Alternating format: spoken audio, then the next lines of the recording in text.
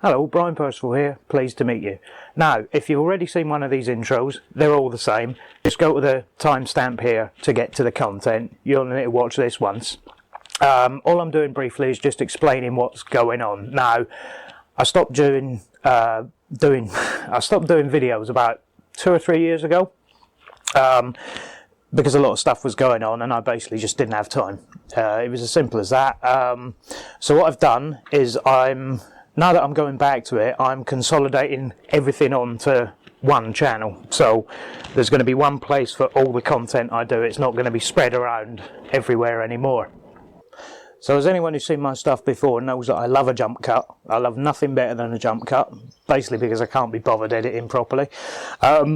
Especially when it's just the stuff like this. So I've decided that I'm just going to put everything under my own name now. Like, nothing's going to be by aliases or anything like that. And mostly I've got fed up with the Pickled Onion Night channel because, well, why go under an alias? It's like people that have still got like a name they invented when they were at school, like Peter 512 or something like that. Get over it. Just going by my own name. But mostly it's because when I started the Pickled Onion Night channel, I thought it was a really clever and cool Final Fantasy reference, and it turns out that everyone now thinks it's a Game of Thrones reference. So that's annoyed me. So that's why that's going. So yeah, everything's basically just going to be moved across to the one stream. So everything I do is going to be in the one place. So if you like my stuff, this is the place to come. If you don't like my stuff, go somewhere else. I don't know what to tell you.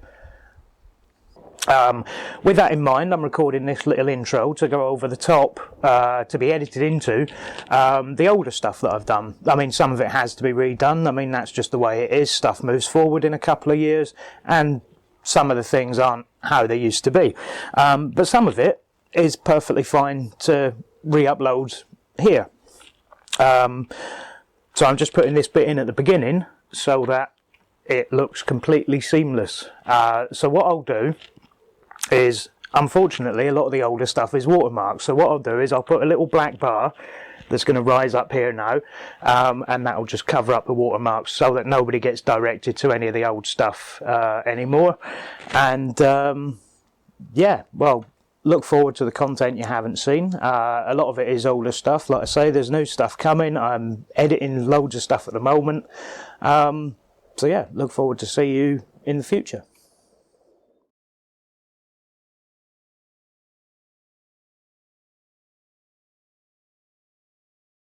Right, so I'm going to structure this thusly.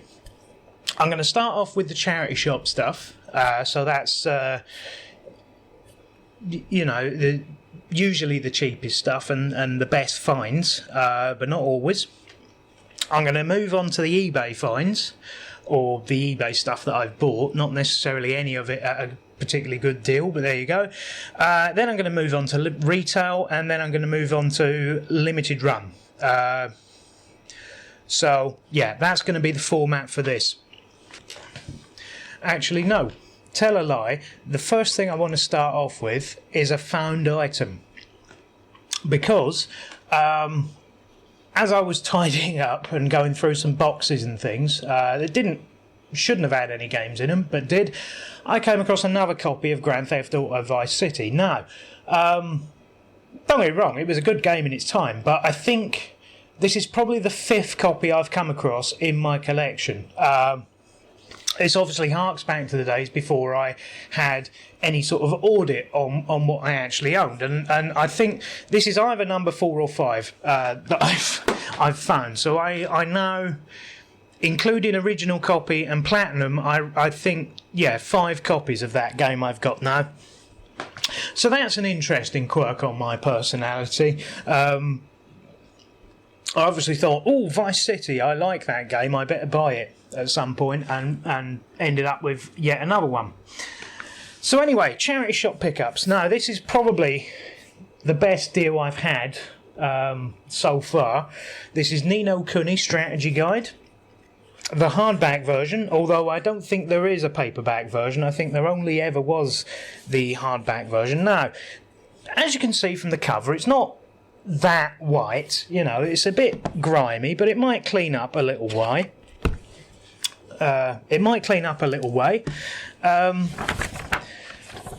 And I'm sure there's some sort of poster or something that's supposed to come with it that didn't come with it. But apart from that, perfectly serviceable strategy guide.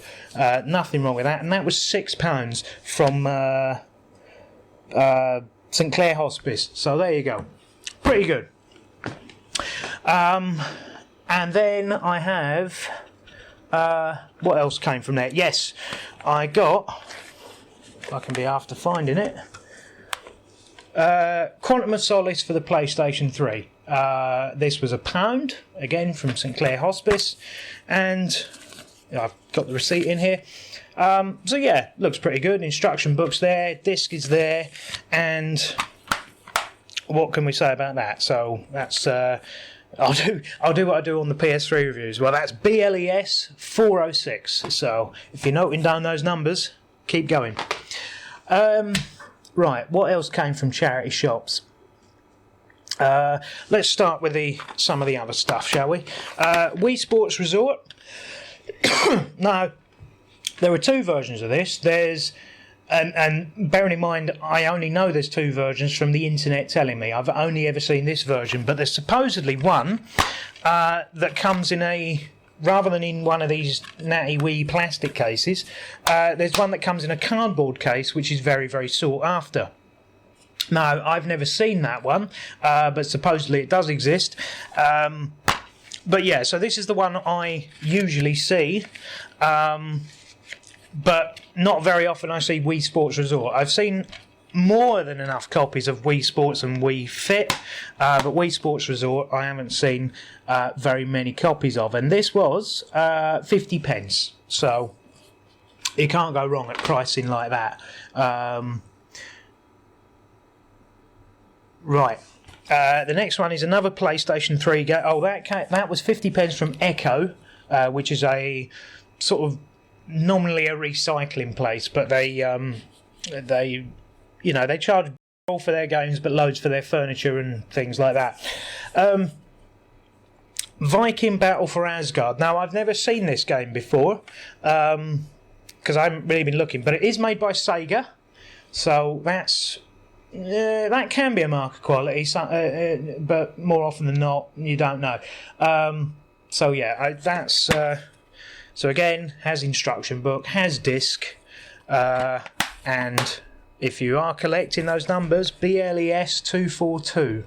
So there you go with that one. Now, here's a couple of interesting ones. That was 50 pence as well from Echo. These next two are from Echo as well, and they were both 50 pence. So bear that in mind when I show you what they are.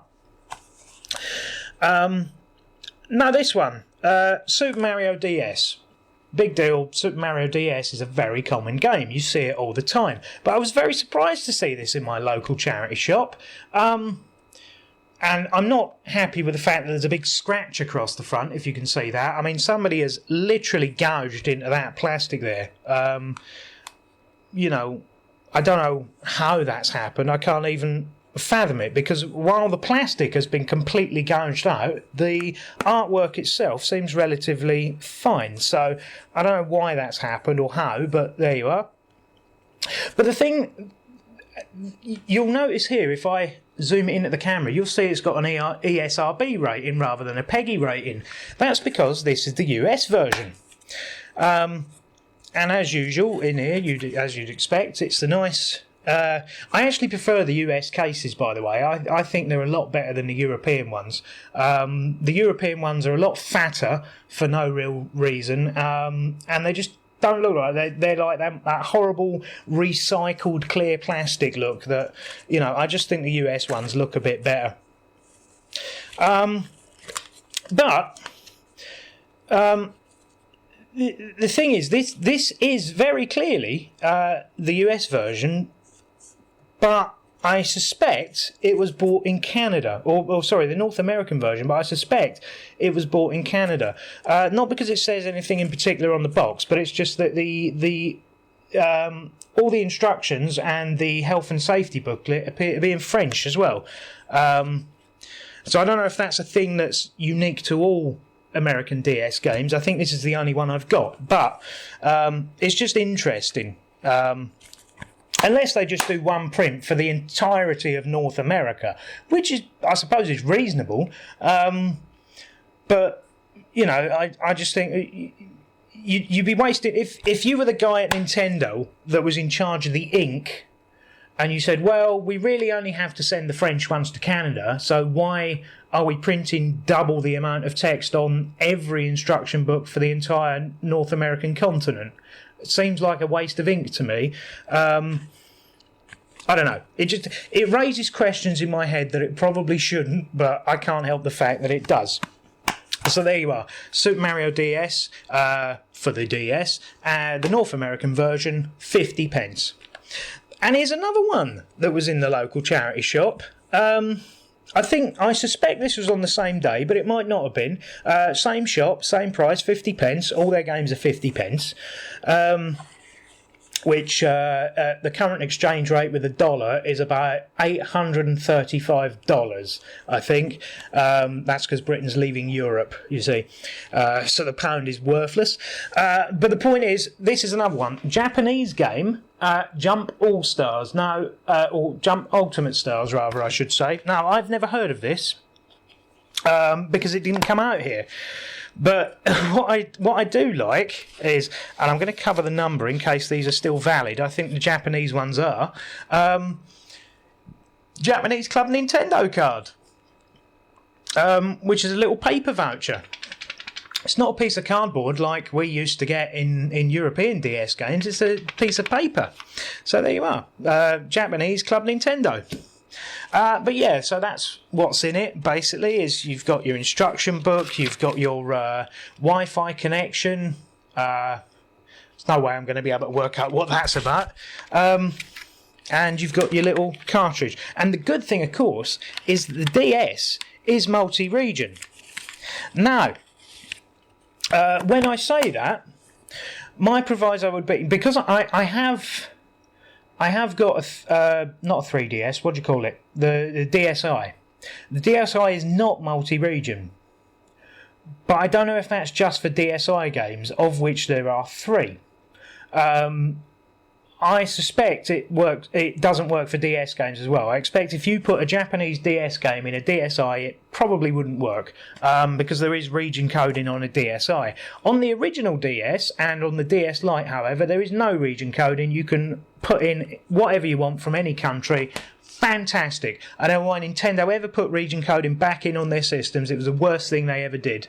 You know, literally the worst thing they ever did. Ever. Right, so we've done charity shops. Let's get to eBay. Alright, so first eBay pickup is this one, Akiba's Strip, or Akiba's Trip, I don't know. Undead and Undressed. Now, this is an NIS America game, which I have seen on occasion. I think it's actually, I know it says they're only on PlayStation, but I think it's actually, and somebody will correct me if I'm wrong, a Vita port. I think it came out on the Vita first. Whether it's a physical game or a download only, I think it did come out on the Vita first, but I'm not 100% certain. And yeah, it's quite good as PlayStation 4 games go because it has an instruction manual. Do you remember them? Yeah, nice little instruction manual. I don't know what the game's about. I haven't played it. Nice little disc. Now, I bought this on eBay and it was as new, but I'll be honest with you, I think the box has seen better days. Can you see there where it's all sort of stretched out and, you know, a bit grimy and, you know, I mean, if I'm selling a game on eBay, I tend to, you know, give it a little clean up, make sure it's not too grimy, and if it is a bit grimy, I tend to say, you know, the case has seen better days or whatever. But to be fair, I only paid $12.50 for it, and that was including delivery, so I can't complain too much, and the disc looks fine. It will probably play absolutely fine. Another thing I bought on eBay, Hellfire for the Mega Drive. And I bought this basically the picture of it was this. That was it. That was the picture of it. There's no description. But it only cost me £8.40, which for a box version is probably about going rate. If it has excuse me. If it has a manual with it, which this does not. So I think I probably overpaid for this, but still, it's one that I didn't have and one I really do wanted. This is probably one of my favourite shooters on the Mega Drive, or shoot 'em ups, however you want to term it. This is probably one of my favourites. The music is fantastic. I think that's really what it is that draws me in. It's not because the gameplay is particularly good, it's the music that does it every time, especially with Mega Drive games. But I'll just quickly, the interesting quirk with this game is you can use this to test sort of what kind of, what the capabilities of your Mega Drive is. Because the way the music is done on this game is it uses, from what I'm given to understand, is it uses certain processor tricks to get the music to play along with at the same speed that it should. Now, on all the first generation and first generation looking Mega Drive, so any Mega Drive 1, it should play perfectly fine. On the first version of the Mega Drive 2, it should play perfectly fine. On later revisions of the Mega Drive 2, however, and pretty much anything that came afterwards, so that'll be later revisions of the Mega Drive 2, that'll be your Multi-Mega or CDX if you live in the States, and also if you live in North America, it will be the Mega Drive 3. This game, the music is awful on that game and doesn't play at the correct speed because of the hardware revisions, the processor, the way that the sound chip interacts with the processor is completely different on revised motherboards, and this is the game that people normally test with. Supposedly, I've never done it myself, but like I say, it's an interesting fact about this game. Because of the way it's actually programmed, the music will change depending on what Mega Drive mainboard you've got, which in of itself is quite interesting, I think, even if you didn't like the game. It'd be quite good as a test cartridge to make sure everything's working tickety-boo. Right. Now, sorry, how much did I say I paid for that? £8.40. Right. The biggest eBay pickup, by far, the biggest eBay pickup I've done is this one that I'm about to show you. Now, I paid £68 for this lot, which is probably about going rate, but I'm still quite happy with it, and I'll just show you what I got for my £68. I got a silver DS Lite. Not particularly interesting, but the little flap is here, the cartridge flap is here, the stylus is here, there's also a charger that is not pictured, but it did come with one. Not an official one, mind. It was a third-party charger, but reasonably good nick. Couple of scratches down at the corner, but works perfectly well. Charges fine. Battery holds a charge. All the good stuff you'd expect. A couple of loose games as well that came with it. Aladdin for the what do you call it? Game Boy Advance, and again, ESRB logo. A lot of people with US games, or North American games rather. Buster Move DS, loose, and Big Brain Academy loose. Again, ESRB rating on that.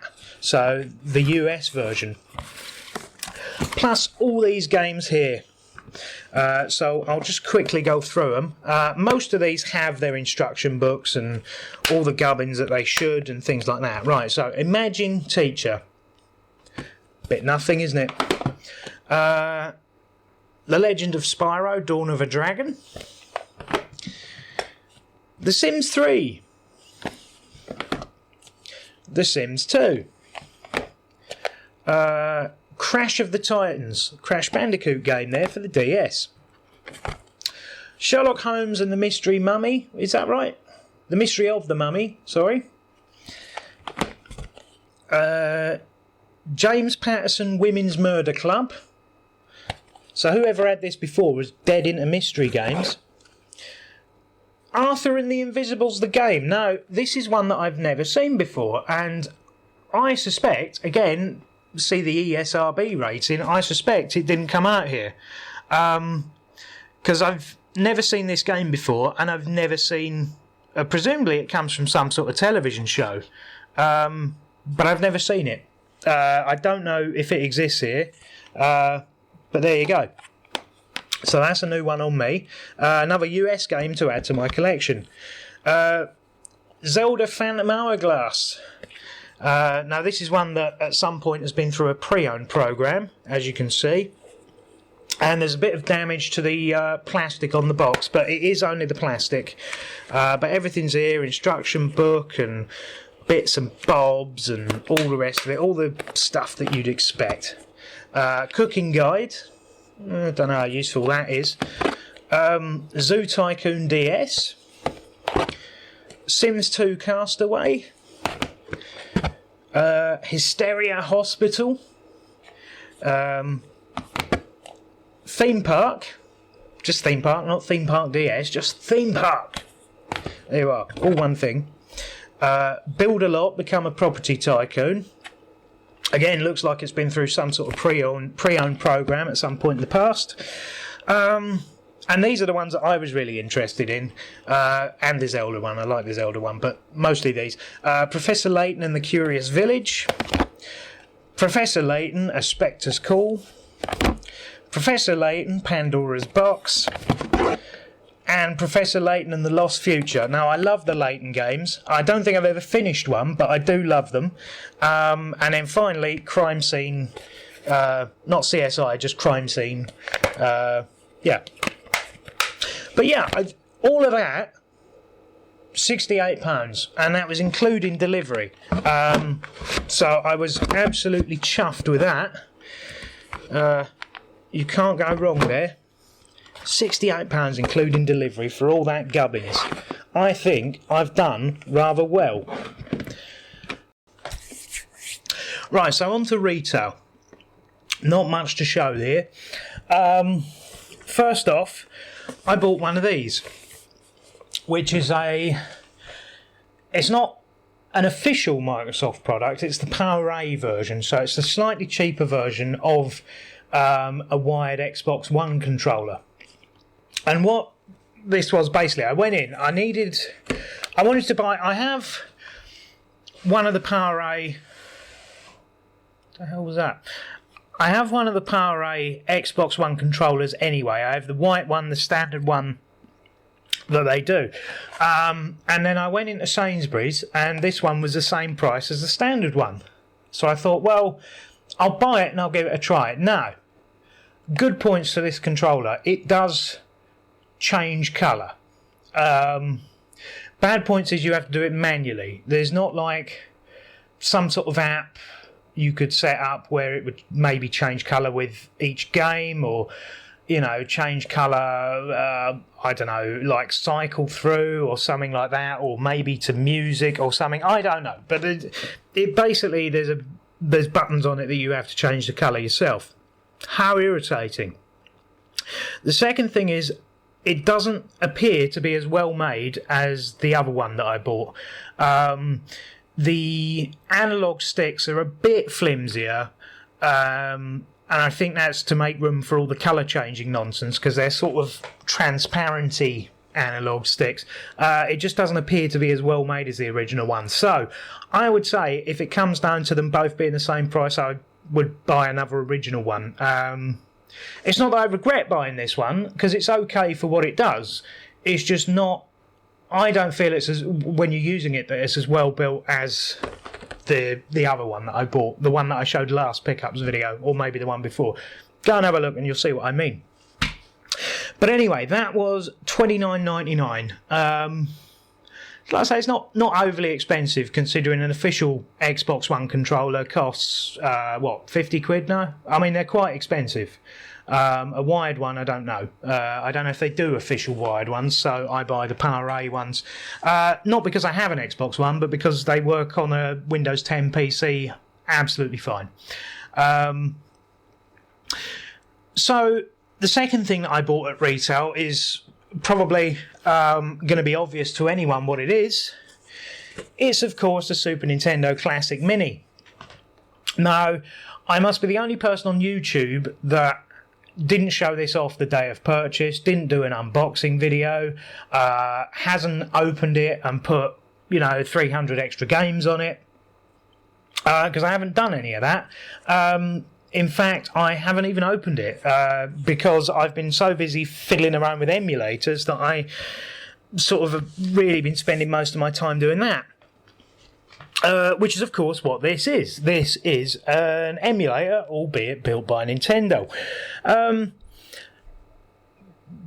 I'm quite glad I've bought it, but I did have to pay 80 quid for it. And bearing in mind I only paid 68 quid for all them DS games I just showed you, and a DS to play it on, spending 80 quid on one of these seems like an awful lot of money. That's my only quibble, is how much it actually cost.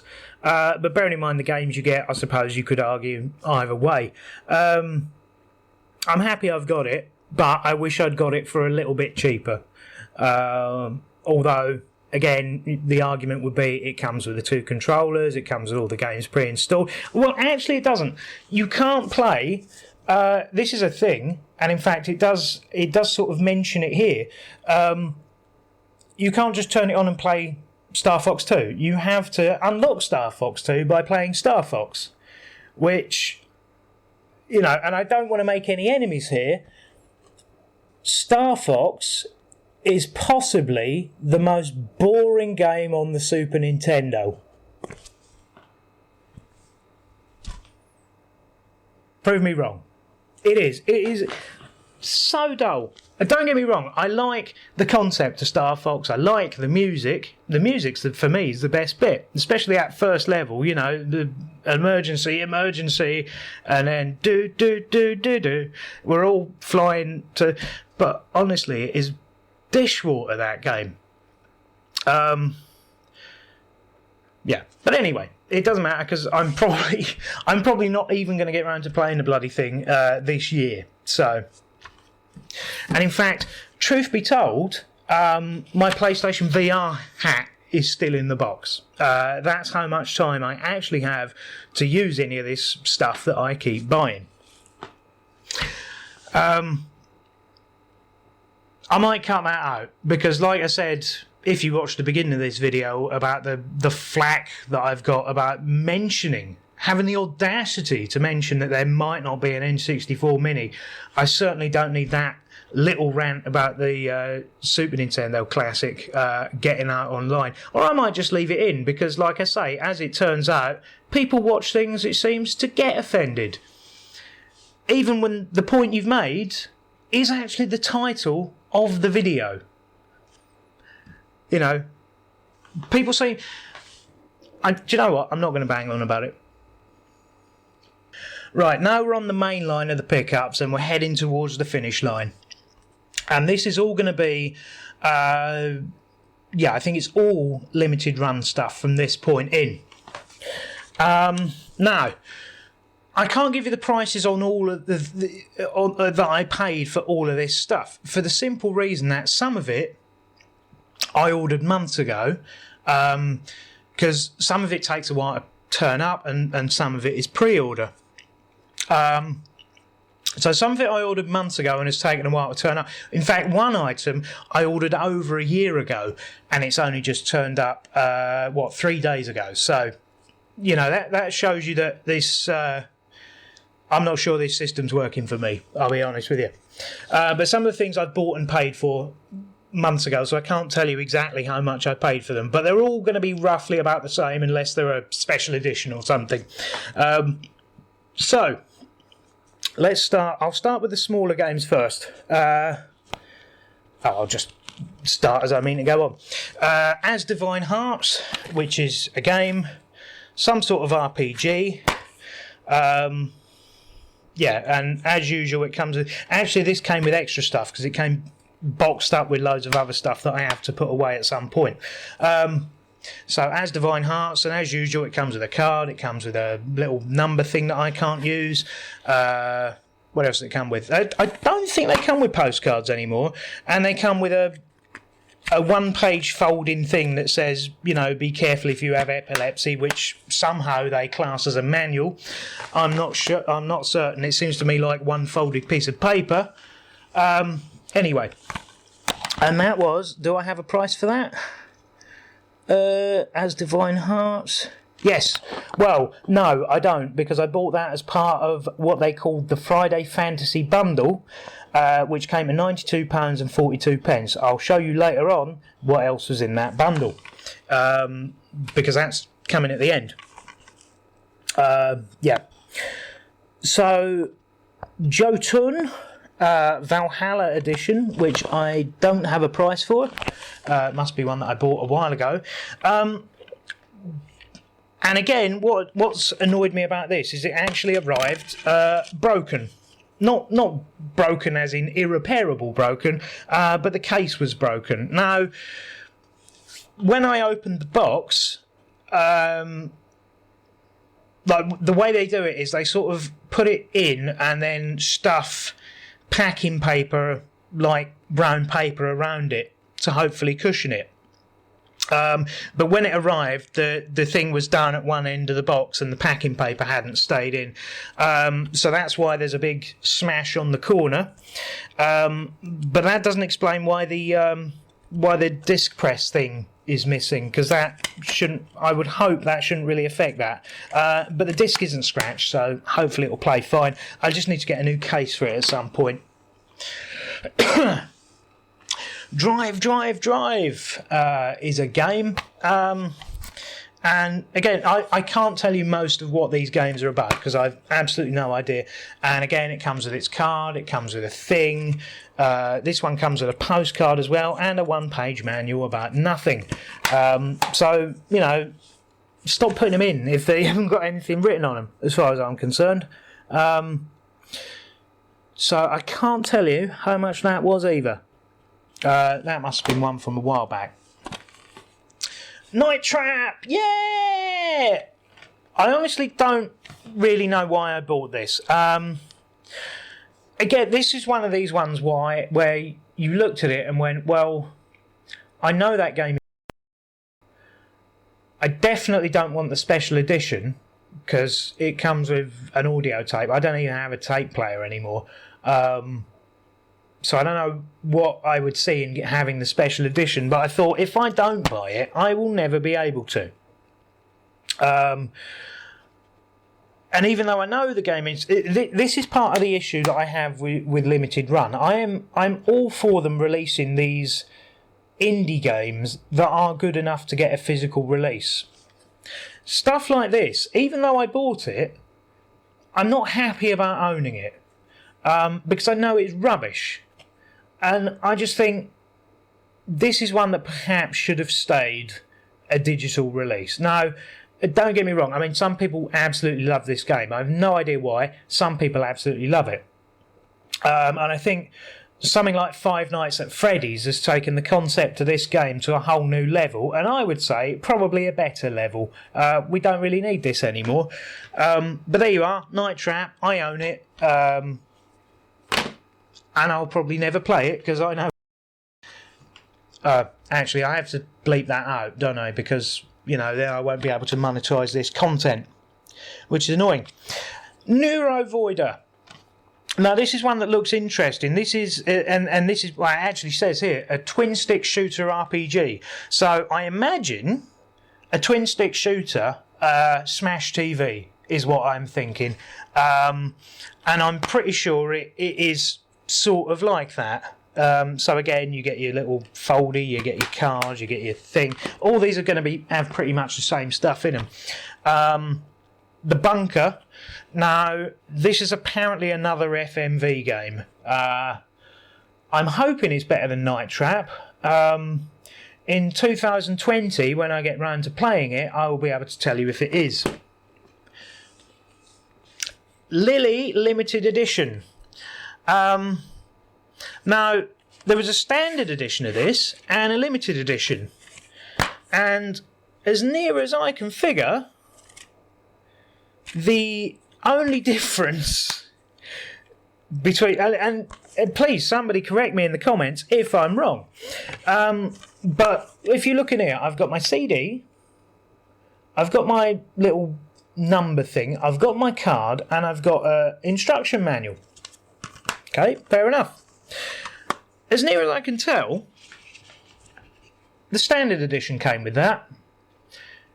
But what makes this a limited edition, aside from, of course, the snazzy limited edition cover, is I've got this piece of cardboard to keep it in, look, so that the cover, if the game doesn't fall out the bottom, so that the cover doesn't get scratched. If I just fancy scratching my games up for a bit, I can do it on the cardboard rather than on the cover. Now, I hope I'm not being overly cynical, but to me, a piece of cardboard is not a limited edition. Again, I think with some of these releases, limited run is beginning to take the... Just my opinion. You know, correct me if I'm wrong, but to me, a piece of cardboard, not really a limited edition, is it? It's like the sort of people that think a steelbook is limited edition. You're wrong. And in fact, when it comes to games like, say, Lightning Returns or something like that, the steelbook is actually more common than the normal one. So, anyway... N++. I've absolutely no idea what this is. This is a... Whoops. Whatever it is, it's on the floor. There we go. Well, don't know why that fell out like that. Doesn't seem to be getting held that snugly.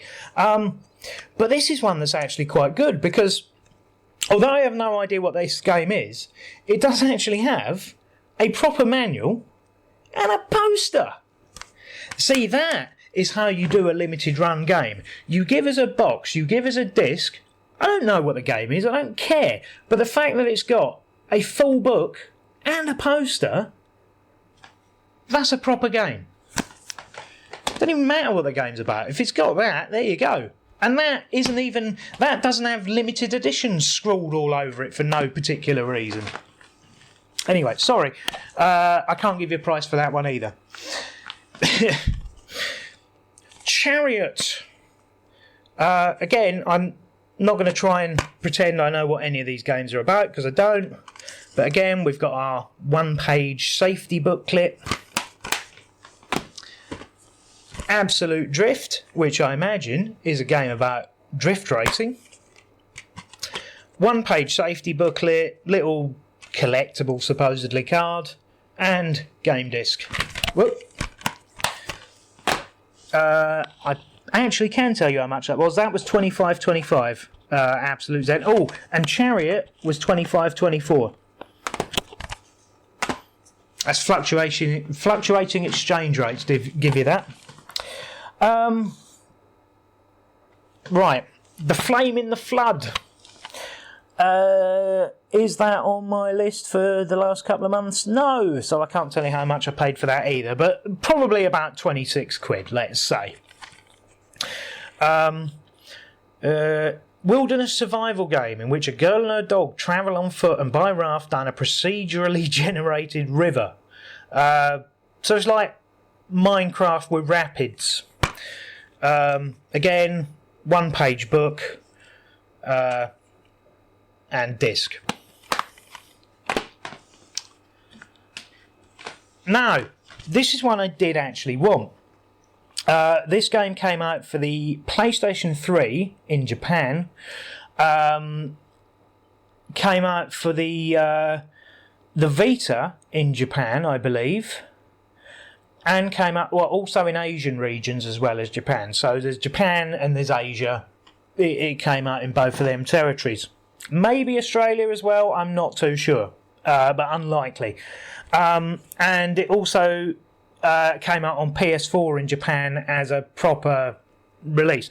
But this is the limited run version. And it's, how do you pronounce that?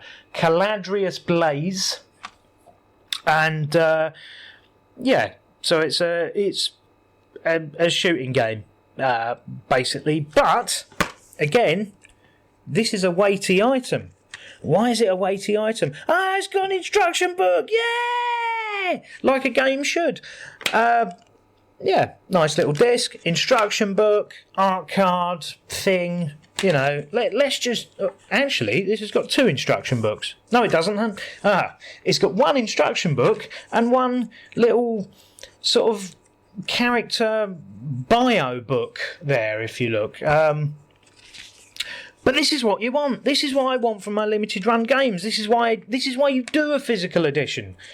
You know, why do a physical edition of a game and then not put any physical things in the case?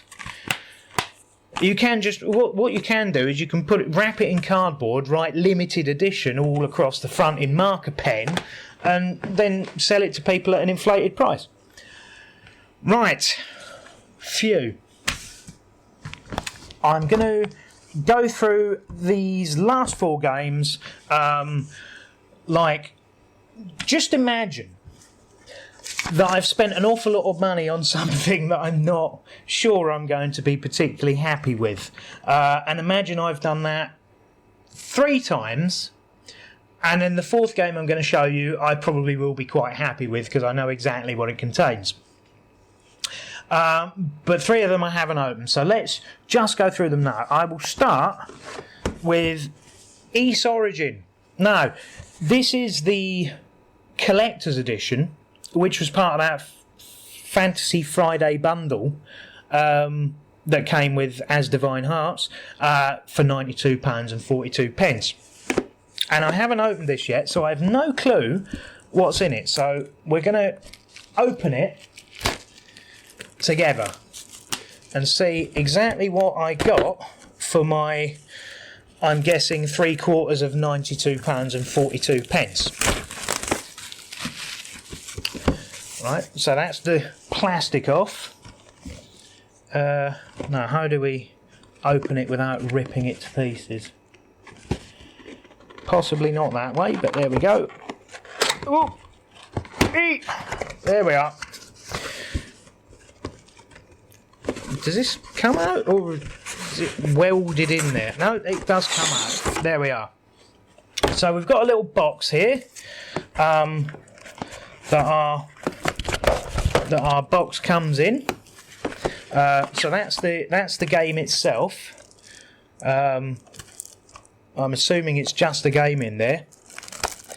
I need to get to the point where I'm actually thinking to bring scissors here to open stuff, but there you go. Right, so let's open the game itself and see what we get in the actual game box. So this is better than a pickups, because this isn't just a pickups. No, this is an unboxing. Right. So we have 1 page. I don't know if I'd call that like a mini poster, but I guess it is. Reversible cover, if you look. Game disc, which smells fresh.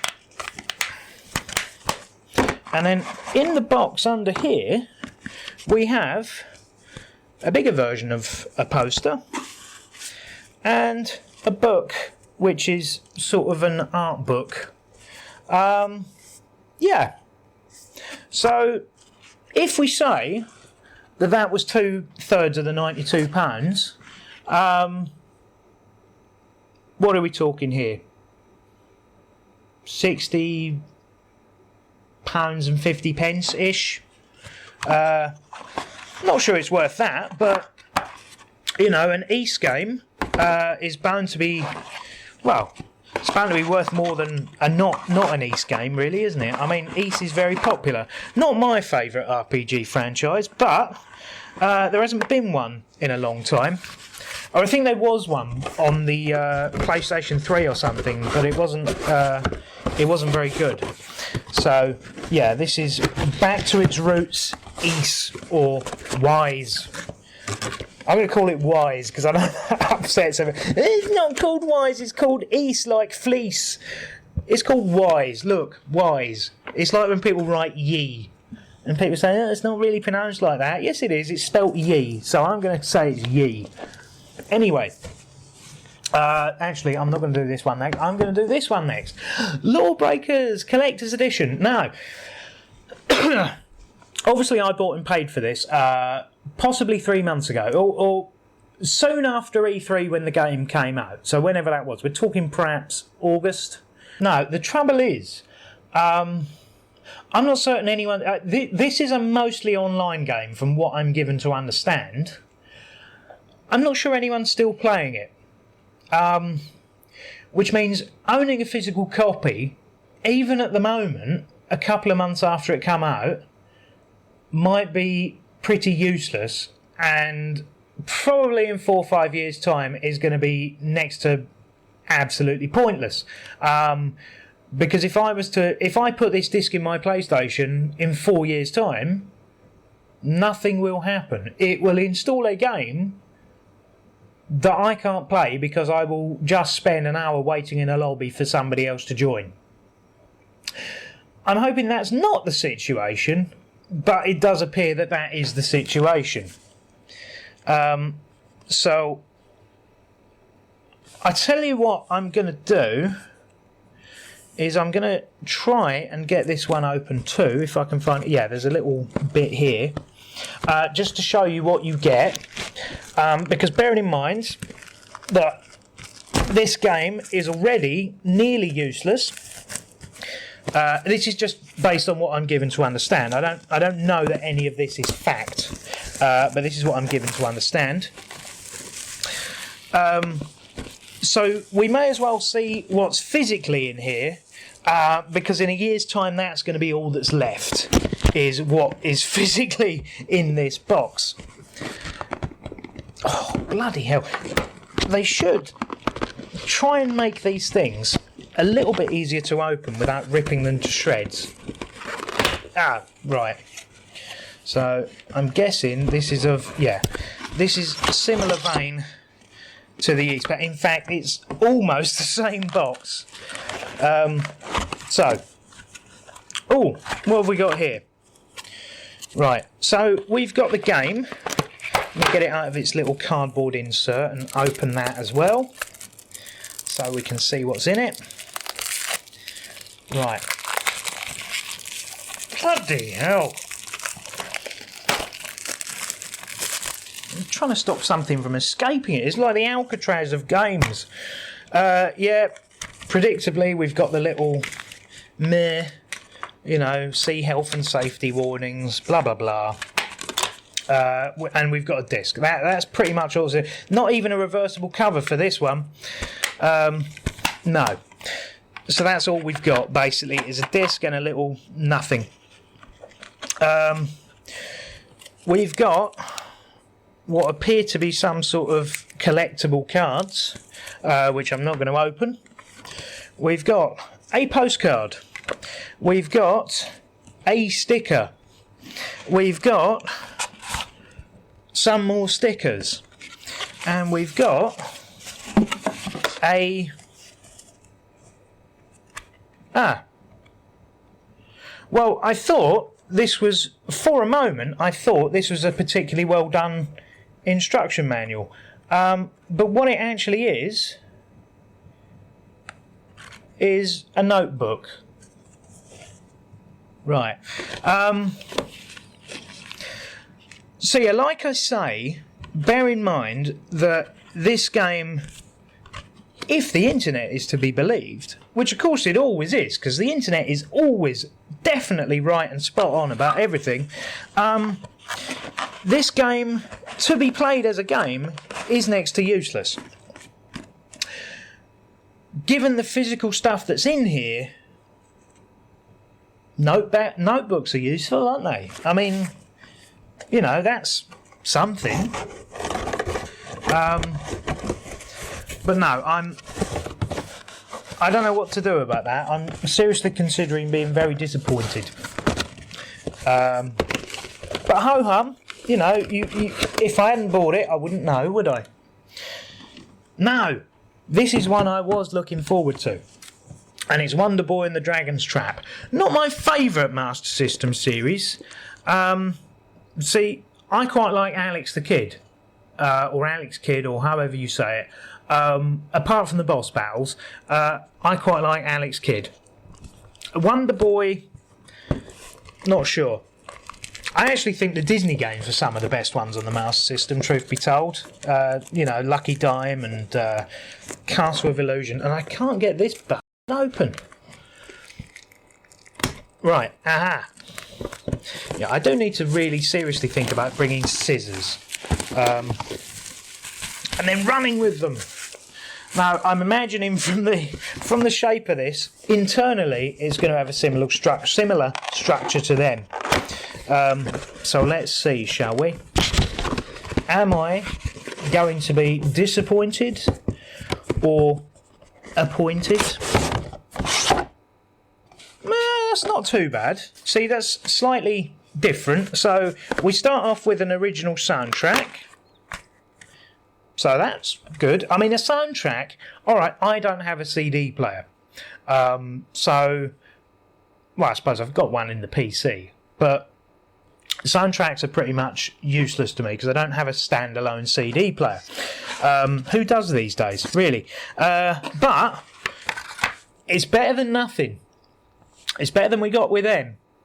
CD beats poster every time. These are the rules. The rules that I'm making up on the fly, but rules nonetheless. We have a physical copy of Wonder Boy and the Dragon's Trap, which I'm going to open to see what's in it. Oh, right. I'm getting quite a mountain of plastic here. Oh! No, this is good. Look at this. Look. That's fantastic. I like that. It takes after the original Master System. I suppose it's actually better drawn than the Master System one. Oh!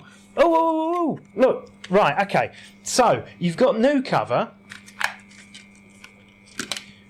You've got reversible old cover, what looks like a Master System game. Brilliant. See, it's touches like that make it worth doing a physical edition. So that's what's in the case here. What else do we have under the skin? Some cards or something. I don't really know what that is. And a poster. So CD and poster. That's better. That's more like it. So I'll just carefully start packing all this away.